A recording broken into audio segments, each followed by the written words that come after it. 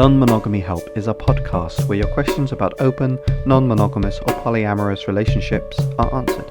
Our host, Lola Phoenix, will consult a licensed therapist with over a decade of experience to address your problems. Names and locations have been changed or censored to keep your questions anonymous. You're listening to Non-Monogamy Help, the podcast. Hello, and welcome to episode 12 of Non-Monogamy Help.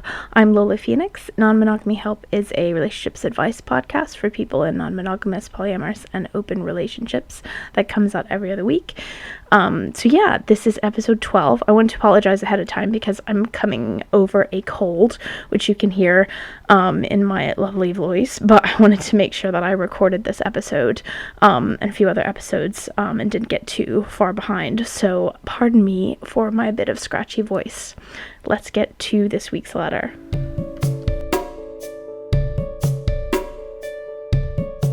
So normally I feel like a snowflake for whatever reason, and then I Google around and find that I'm just one of many, many people with whatever thought or problem I thought was unique. Not so after the birth of our daughter. My wife and I had a great sex life until we started trying to have a baby. A miscarriage and way too many trips to fertility clinics over 5 years had a very bad effect. But we miraculously got pregnant on our own, and I hoped or thought things might change after our fairly happy and normal postpartum phase. My wife felt touched out, exhausted, in love with her little nursing. I stepped up in every way possible, taking over all household chores, providing any support necessary. In the words of my wife, "You're great. I go above and beyond, all our friends say so. Anyway, my needs are weird, almost exclusively physical. I need touch and almost nothing from praise or gifts or anything like that. And my wife has not touched me without explicitly asking to be touched in over 2 years. That's too long for me to deal with in any way suggested by anyone I've talked to. We're now pregnant again, and I'm trying to figure out what my options are so I can keep being a good dad and a good husband. I've gotten massages and that helps a bit, but I think I need some sort of intimate sexual connection at least once a month.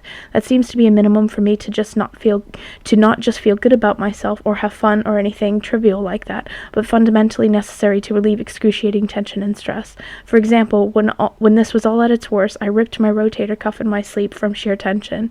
All doctors I saw said they never heard of such a thing. So I feel like my choices in monogamy are either divorce or ripping my other rotator cuff. So I turned to polyamory out of fear and hope. I understand it can be a particularly bad idea in the middle of a vulnerable time for my wife. I'm not trying to abandon her or in any way cheat my responsibility as a dad. I know what I was signing up for. She made an incredible sacrifice with the childbirth itself, which is incredible and insane, and in my opinion elevates all mothers to the level of superhero. But without even talking about fairness, because that's impossible and shouldn't be a subject when kids are involved, I just have basic physical needs. Is there something I'm not seeing? We talked to my wife and I. She seems defeated into agreeing that I should sleep with other women. That makes it even worse, but I go back to thinking I'll just break if I have to store that much tension again. I did try everything like exercise and meditation and therapy, and it's all laughably inadequate. I just need to be wanted and to be taken care of physically once in a while. Doesn't sound like polyamory has anything like that for me, but I'm at a loss. So, this, first of all, I want to say this sounds like an incredibly difficult situation to be in, and I think that, you seem like you've explored a lot of different options, and the first thing that I kind of want to point out, you said you talked to your wife about this, and she seems kind of resigned to the idea of you sleeping with other people. I'm assuming, but I haven't really got the sense from your letter that there hasn't seemed to be a discussion about what the options are for your wife to provide this touch. That seems like quite an obvious answer. Like, obviously, if you are touch starved, your wife could touch you more often. I'm assuming that's not something that is at all workable for her for whatever reason. And I just wonder, it's a very difficult situation because obviously you don't want to pressure her into it, and you don't want to kind of, it's already a difficult situation. Adding more kids to the relationship, kids are very stressful, and create a lot of stress. You don't want to add to that stress by sort of being like, once a month it's time for you to do your wifely duties. I can totally understand why you wouldn't want to approach it that way, but you said this is a basic need for you, and I do think that, it doesn't say you've tried couples therapy. Are there things that your wife can do that might address the problem or make it a little bit easier for you to deal with the situation? Is her lack of touch wanting? is that something that she finds a problem? Is that something that she wants to address with a therapist? Is that something that is from the postpartum depression? I mean, not depression, but is that related to that? Or is that something else? Because it seems like, I mean, obviously if she feels like, she doesn't really want to be touched and it's not a problem for her and she doesn't see it as a problem, then, I don't, forcing her into a situation where she's being forced to touch people in a sexual way where she doesn't want to isn't something that is a solution. And I think you know that. But I don't know is that you've necessarily explored, it doesn't sound like you necessarily explored all of that together.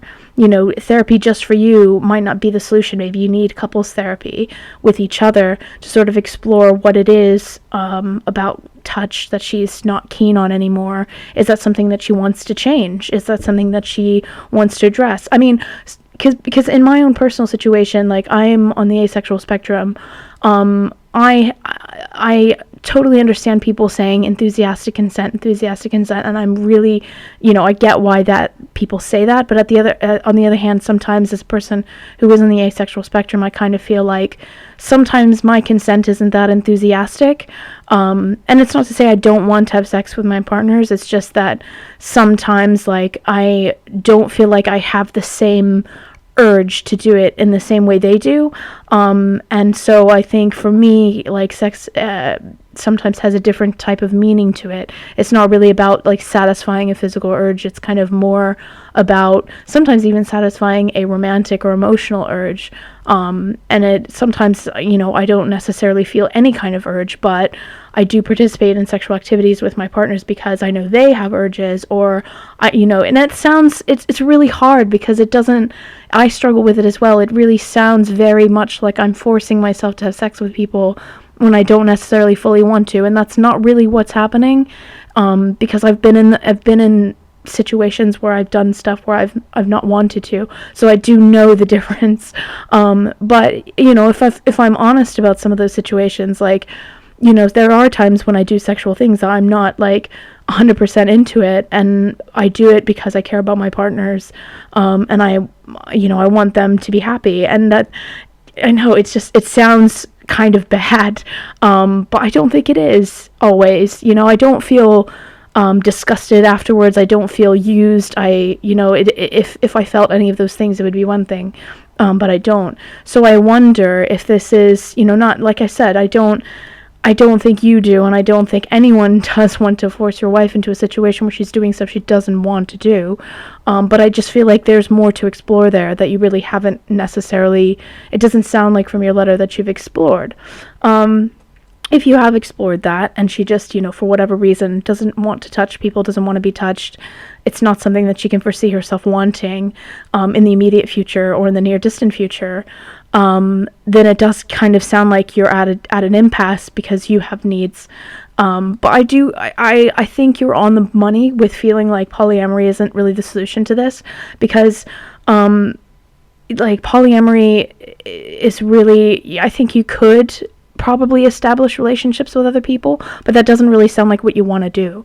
I do really feel like people who go into polyamory or non-monogamy, I think they should at the very least have their own rationale for wanting to go into it that involves an understanding of wanting multiple romantic partnerships in their life.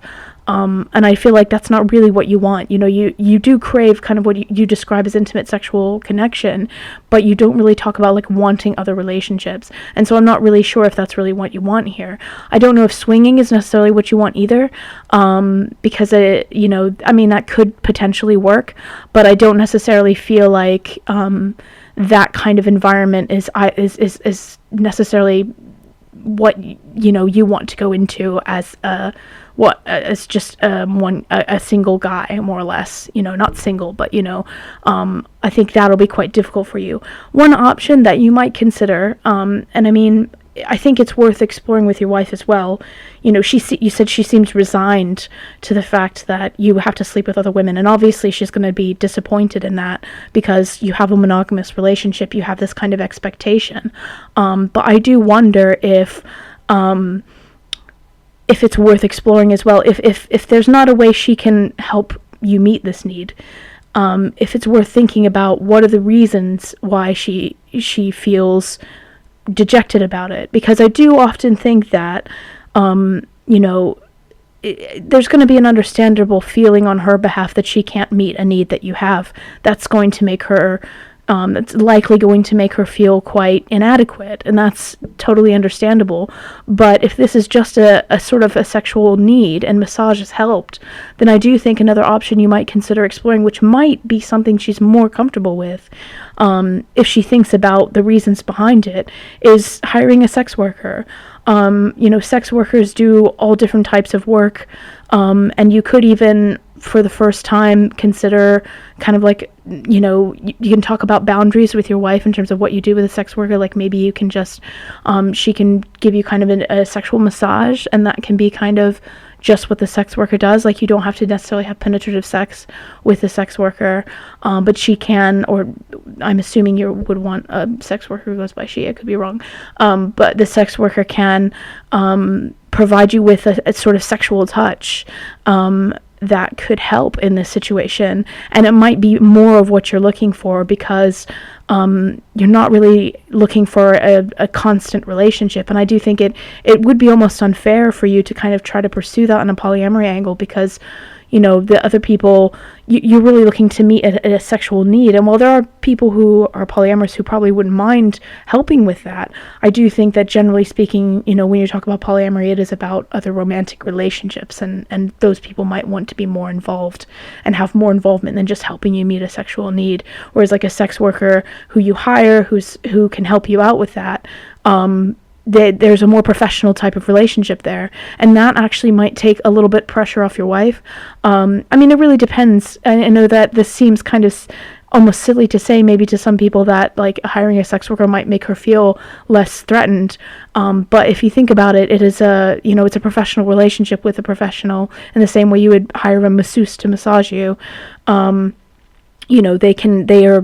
They have the experience and the knowledge to help you in this situation, and can put you at ease and can help you out with that.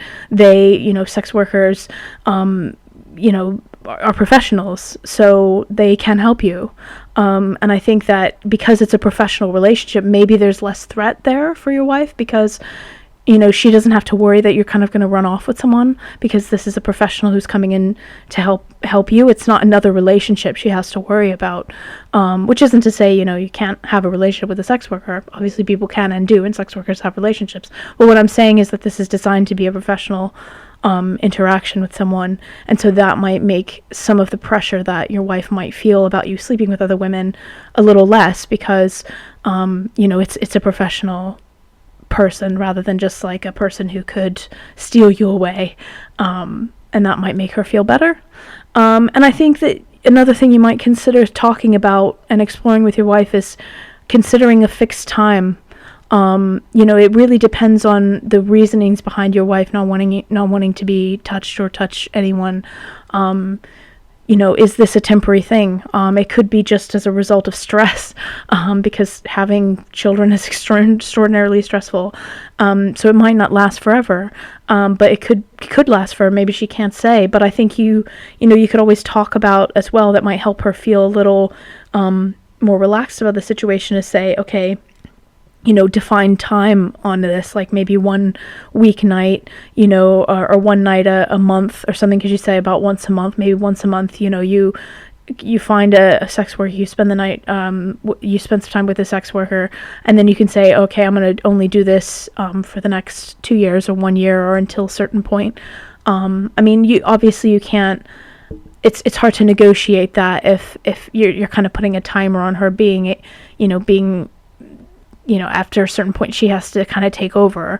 That can kind of be difficult and stressful for her, but that might be something that takes off the stress. It's really hard to say, because you don't really talk about why it is that she's not interested in touching you anymore. But yeah, I think you have kind of the right inclination that polyamory really isn't the right solution for this. Because I think, I mean, it's not to say it can't solve it at all. I do think there might be someone who is polyamorous who would be fine in this kind of situation and helping you out. But I do think it's kind of, when you think about it, because you're very focused on your wife and your family for an understandable reason, you're not really looking for another romantic relationship. So I think it's kind of unfair for a person to come in who might be expecting a romantic relationship with you, might be expecting some type of commitment, to kind of be put in this situation. So I do think you've got the nose right on the head on that. But yeah, overall, I think, just to sum up, I think firstly, it's worth getting a couples therapist to talk about this, talk about what are the reasons behind her not wanting to touch. Is it a problem she wants to solve? Is it, is there a way you can kind of, and I would try and find even though you're not interested in a polyamorous relationship, I would still try to find a therapist that's open to polyamorous relationships or open to open relationships, or a sex worker friendly therapist, because if therapists are people just like everybody else, and I really feel like if you get a therapist who discriminates against sex workers, this could end up causing more damage. Seeing a therapist could cause more damage than help. So definitely make sure that therapist is pro sex work and pro polyamory and pro open relationships, and is open to coming up with alternative solutions for this. So explore the options for your wife providing it if that is something she wants to address. And then I think about a sex worker, hiring a sex worker as an option, and think about talking through that with a therapist, with your wife, and seeing how your wife feels about that as an option. Because I do think overall that might be the best approach for this. Like, you do have a physical need, and that's valid. And I think, you don't want to be put in a situation where you tear your rotator cuff. I'm not really sure what a rotator cuff is, but it sounds painful. So you obviously don't want to be put in this kind of situation before, and that's totally valid. I just think you need to just have a little bit more talk with your wife about the situation. It could be possible. I mean, you also don't say, if you told your wife that this is the reason why you tore your rotator cuff. Obviously you've talked to her about the possibility of sleeping with other women, but maybe there needs to be more of a discussion about how to address this, while also having children and dealing with the stress that adds to a relationship. But yeah, I really hope this helps, and good luck.